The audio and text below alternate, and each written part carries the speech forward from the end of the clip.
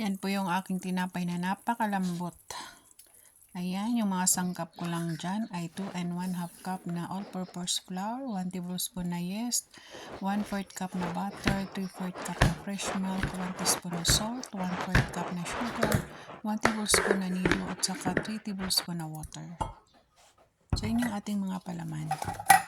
Meron tayong kiri, meron tayong halo, meron tayong labna, and then meron tayong mozzarella.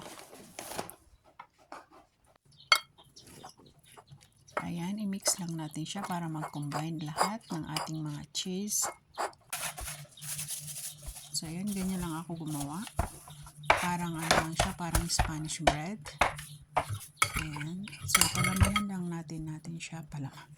Palamanan natin siya and then i-roll natin. So, yan na akong nagawa. 30 pieces na yan. Ayan, 30 pieces. So, yan yung ating evap milk. Kasi yan din yung gamit ko doon sa aking dough, yung evap.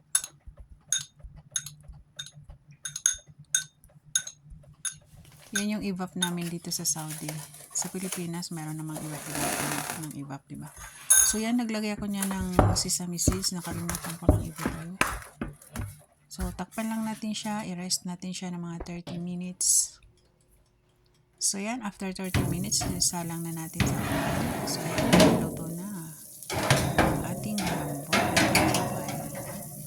Napakasarap talaga niya. Try niyo. Kahit ano, pwede nyo ipalaman dyan.